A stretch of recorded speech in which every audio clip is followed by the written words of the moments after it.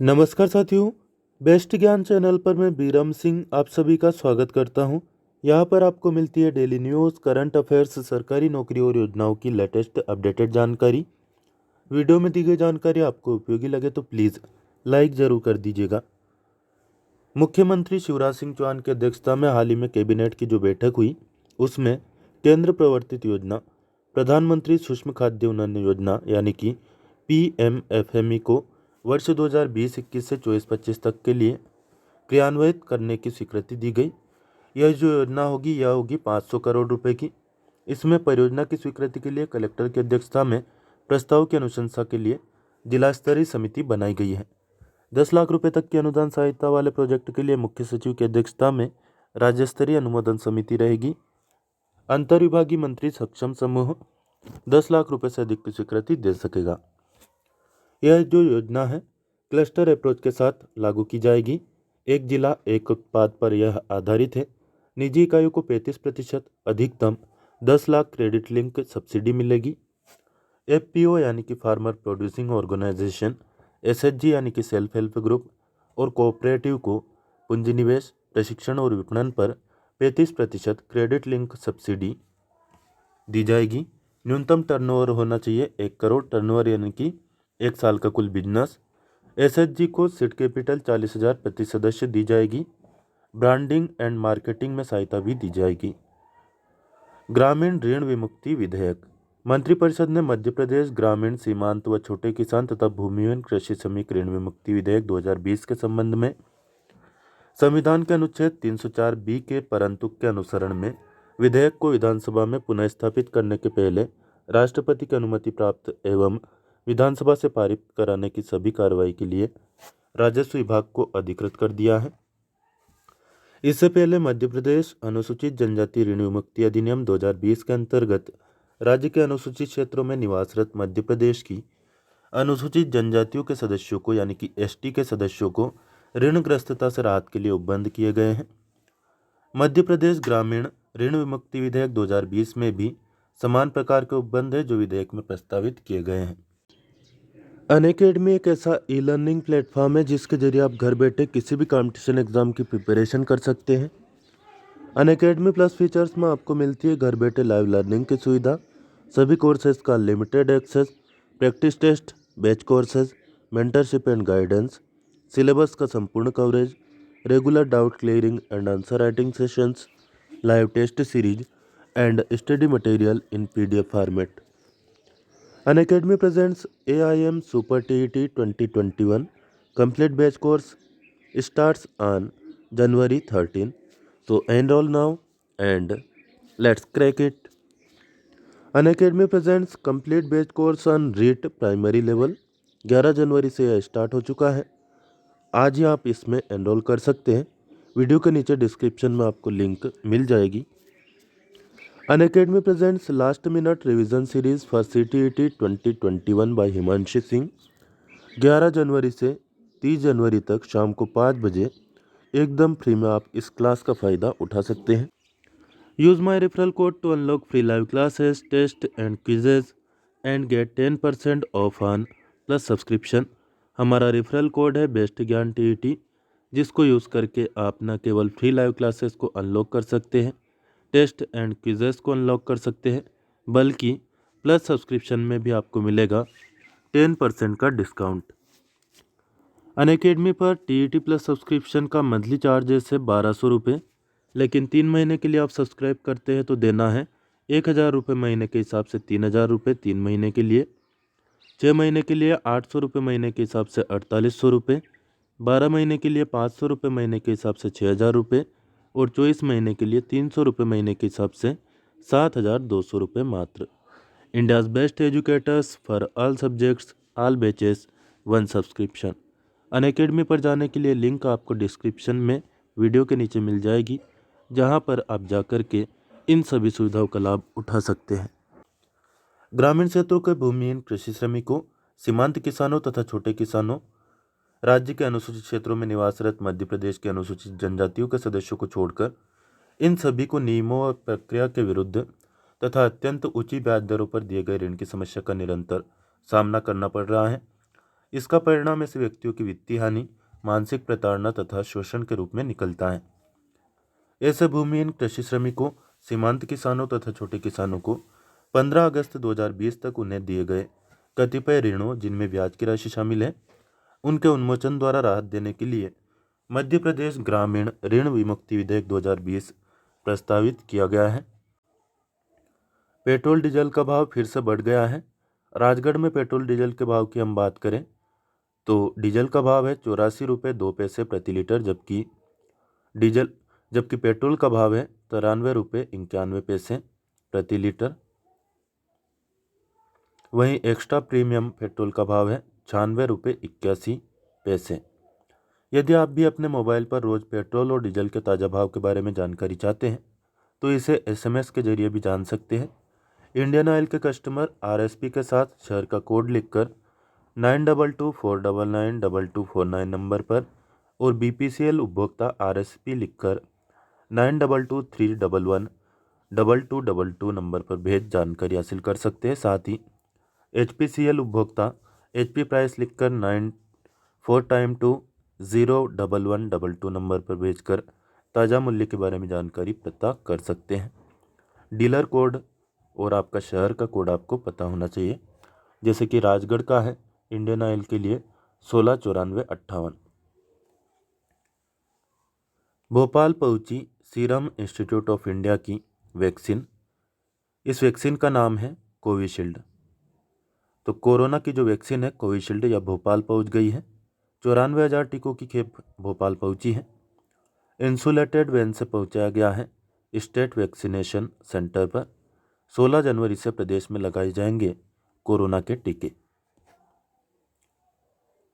पशुपालन एवं सामाजिक न्याय मंत्री श्री प्रेम सिंह पटेल ने राजगढ़ जिले में स्थित चिड़िखो अभयारण्य पहुंचकर बर्ड फ्लू की स्थिति की जानकारी ली।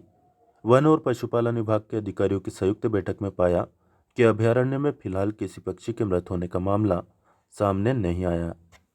मुख्यमंत्री शिवराज सिंह चौहान ने उज्जैन में कहा कि महाकाल बाबा के लिए पैसों की कमी नहीं आने दी जाएगी। 500 करोड़ रुपए की राशि महाकाल क्षेत्र विकास के लिए मुख्यमंत्री ने अनुमोदित की है।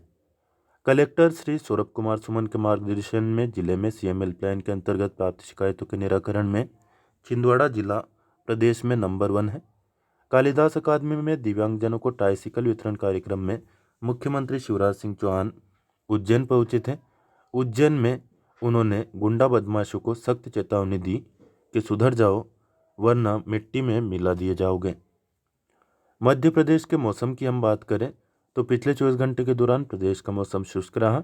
उमरिया, दतिया, ग्वालियर और नौगांव में शीतलहर का प्रभाव रहा। न्यूनतम तापमान में सागर और ग्वालियर संभाग के जिलों में विशेष परिवर्तन नहीं हुआ। रीवा, इंदौर और उज्जैन संभाग के जिलों में काफ़ी कम रहा। प्रदेश में सबसे कम न्यूनतम तापमान 3 डिग्री सेल्सियस दर्ज किया गया ग्वालियर में। आगामी मौसम पूर्वानुमान की बात करें तो 14 जनवरी 2021 की सुबह तक प्रदेश के सभी जिलों में मौसम शुष्क रहेगा। आगामी 24 घंटों के लिए मौसम विभाग ने शीतलहर की चेतावनी दी है। कहीं कहीं पर चंबल संभाग के जिलों में, चंबल संभाग में कौन कौन से जिले आते हैं? 3 जिले आते हैं, भिंड, मुरैना और श्योपुर। इसके अलावा ग्वालियर, दतिया, छतरपुर, रीवा, सतना और उमरिया में भी कहीं कहीं पर शीतलहर चलने की संभावना जताई गई है। मौसम के आगामी दृष्टिकोण की बात करें तो न्यूनतम तापमान में अब धीरे धीरे से बढ़ोतरी होने लगेगी। जहरीली शराब से हुई 20 लोगों की मौत मामले में CM शिवराज ने मुरैना कलेक्टर अनुराग वर्मा और वहां के SP अनुराग सुजातिया को तत्काल प्रभाव से हटाने के निर्देश जारी किए हैं। साथ ही SDOP को तत्काल प्रभाव से निलंबित करने का आदेश भी दिया गया है। आपको बता दें 20 से ज़्यादा लोगों की मौत यहाँ पर जहरीली शराब पीने के कारण हो चुकी है। मध्य प्रदेश शासन ने सुशासन के लिए आंकड़े जारी किए हैं कि पिछले 9 महीने में अपराधों में 15% से अधिक की कमी मध्य प्रदेश में आई है। बलात्कार के प्रकरण में 19%, अपहरण या व्यपहरण के प्रकरणों में 23%, भ्रूण हत्या मामले में 20%, छेड़छाड़ और लज्जाभंग के प्रकरण 14% की कमी देखने को मिली है। प्रधानमंत्री फसल बीमा योजना अप्रत्याशित फसल नुकसान से किसानों की सुरक्षा के लिए बनाई गई है। अप्रत्याशित फसल नुकसान से निपटने में किसानों को सक्षम बनाने के लिए 13 जनवरी 2016 को प्रधानमंत्री फसल बीमा योजना को मंजूरी दी गई थी।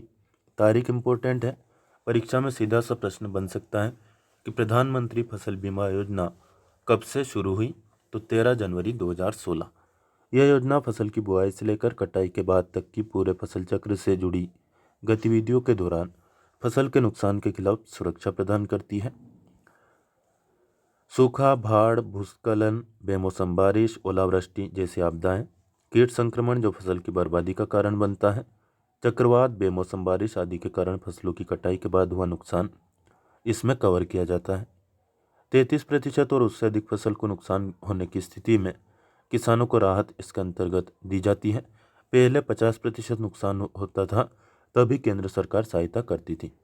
वही आपको बता दें, प्रदेश सरकार 25% या उससे ज़्यादा नुकसान हो तो भी मुआवजा देती है और बीमे का लाभ, राहत राशि दी जाती है। अत्यधिक बारिश के कारण फसल खराब होने पर पूरी एमएसपी का भुगतान किया जाएगा, यह भी प्रावधान है। एमएसपी यानी कि न्यूनतम समर्थन मूल्य। मृत व्यक्तियों के परिवारों को सहायता 2.5 लाख रुपए से बढ़ाकर 4 लाख रुपए दी जाएगी। किसानों को अब तक 90,000 करोड़ रुपए के दावों का भुगतान किया जा चुका है। तो यहाँ पर बहुत सारे लोगों को जानकारी नहीं होगी कि यदि किसान का फसल बीमा हो और खेती किसानी करते हुए मौत हो जाती है तो 4 लाख का जो है बीमा और सहायता राशि किसान को दी जाती है। प्रधानमंत्री फसल बीमा योजना में ही इस बात का प्रावधान है। बाढ़ एवं कीट व्याधि से जो मध्य प्रदेश में नुकसान हुआ है, 40 लाख हेक्टेयर क्षेत्र में नुकसान हुआ है। इस नुकसान के एवज में 1600 करोड़ रुपए मध्य प्रदेश सरकार के द्वारा स्वीकृत किए गए थे, जिसमें से मात्र 891 करोड़ रुपए 20 जिलों में अभी तक भेजे गए हैं। जहां पर 33% या उससे ज़्यादा नुकसान हुआ है, उन जिलों में आप लिस्ट देख सकते हैं, आपके सामने है किस जिले में कितनी राशि भेजी गई है। आपको बता दें कि 5 अक्टूबर 2020 को दी गई जानकारी के अनुसार मध्य प्रदेश में 40 लाख हेक्टेयर क्षेत्र में फसलें प्रभावित हुई है और 4,000 करोड़ रुपए का संभावित मुआवजा था, लेकिन इसमें से मात्र 1600 करोड़ रुपए स्वीकृत किए गए हैं और उसमें से भी मात्र 891 करोड़ रुपए ही बांटे गए हैं। पिछले वर्ष कमलनाथ सरकार ने 2000 करोड़ रुपए का मुआवजा बांटा था। मध्य प्रदेश में 37 लाख हेक्टेयर रकबे में 33% से अधिक नुकसान हुआ है। केंद्र सरकार से 34,87,000 हेक्टेयर रकबे में फसलों को नुकसान के लिए 2487 करोड़ 21 लाख रुपए की सहायता राशि की मांग की गई थी। सरकार ने लॉन्च किया गाय के गोबर से बना देश का पहला पेंट। इसकी कीमत रहेगी 120 से 225 रुपये लीटर। केंद्रीय परिवहन और सूक्ष्म लघु व मध्यम उद्योग मंत्री श्री नितिन गडकरी ने खादी व ग्रामोद्योग आयोग द्वारा विकसित गाय के गोबर से बना देश का पहला पेंट खादी प्राकृतिक पेंट लॉन्च किया है। नाम याद रखिएगा, खादी प्राकृतिक पेंट। सरकार के अनुसार यह paint eco friendly, non toxic, किफ़ायती और गंध रहित है। मध्य प्रदेश शासन ने गेहूं समर्थन मूल्य पर खरीदने के लिए तारीखों की घोषणा कर दी है। इसके लिए सभी कलेक्टरों को आदेश जारी हो गए हैं। किसान पंजीयन दिनांक 25 जनवरी 2021 से लेकर 25 फरवरी 2021 तक किया जाएगा। उपार्जन केंद्रों पर पंजीयन सुबह 9 बजे से शाम 7 बजे तक समस्त कार्य दिवसों में किया जाएगा, रविवार और शासकीय अवकाश को छोड़कर। पंजीयन भूस्वामी खुद करवा सकता है गिरदावरी किसान ऐप के द्वारा। कैसे, इस बारे में एक सेपरेट वीडियो मैंने बनाया हुआ है, लिंक डिस्क्रिप्शन में आपको मिल जाएगी, वहाँ से जानकारी देख सकते हैं। इसके अलावा कियोस्क, कॉमन सर्विस सेंटर, लोक सेवा केंद्र पर भी गिरदावरी किसान ऐप से या समिति स्तर पर स्थापित पंजीयन केंद्र के माध्यम से भी भूस्वामी पंजीयन करवा सकता है। सिकमीदार या वनाधिकार पट्टाधारी व्यक्ति समिति स्तर पर स्थापित पंजीयन केंद्र पर जाकर के पंजीयन करवा सकेगा।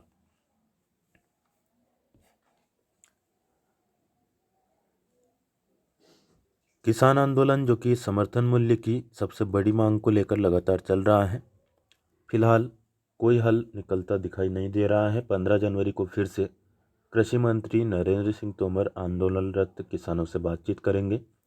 इस बीच सुप्रीम कोर्ट ने किसानों की मांगों को देखते हुए और धरना प्रदर्शन को देखते हुए एक समिति का गठन कर दिया है, जिसमें 4 सदस्यीय यह समिति रहेगी। 10 दिन के अंदर इसकी बैठक होनी है। डेली न्यूज़, करंट अफेयर्स, सरकारी नौकरी और योजनाओं की जानकारी के लिए इस चैनल को आपने अभी तक सब्सक्राइब न किया हो तो सब्सक्राइब जरूर कर लीजिए। ऑलरेडी सब्सक्राइब कर चुके हो तो बेल आइकन यानी कि घंटी का बटन जरूर प्रेस कर देना। कोई प्रश्न या सुझाव आपका हो कमेंट करके पूछ सकते हैं, आप बता सकते हैं सुझाव हो तो लाइक शेयर और सब्सक्राइब करना बिल्कुल ना भूलें। धन्यवाद। जय हिंद, जय भारत।